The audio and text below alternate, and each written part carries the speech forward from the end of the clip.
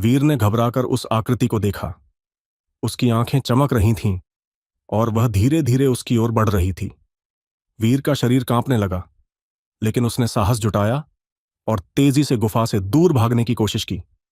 लेकिन जैसे ही उसने कुछ कदम उठाए, उसे ऐसा लगा कि उसके पैर जमीन से चिपक गए हैं। वह जितना जोर लगाता उतना ही फंसता चला गया। तभी वह आकृति बोलने लगी, तुमने उस संदूक को छूने की हिम्मत कैसे की? यह गुफा के नियमों के खिलाफ है। वीर ने कांपती आवाज में कहा, मैंने कुछ गलत नहीं किया, मैं तो सिर्फ आवाज सुनकर अंदर आया था। आकृति ने ठंडी हंसी के साथ कहा, यह गुफा किसी को आसानी से वापस नहीं जाने देती। तुम्हें अब एक काम करना होगा। कैसा काम? वीर ने डरते हुए पूछा। आकृति ने उसकी ओर इशारा करते हुए कहा, तुम्हें इस गुफा के सबसे गहरे हिस्से में जाना होगा और वहां छुपे रहस्य को बाहर लाना होगा। अगर तुम सफल हुए तो तुम्हारी जान बच जाएगी, लेकिन अगर असफल रहे तो तुम्हारी आत्मा हमेशा के लिए यहां कैद हो जाएगी।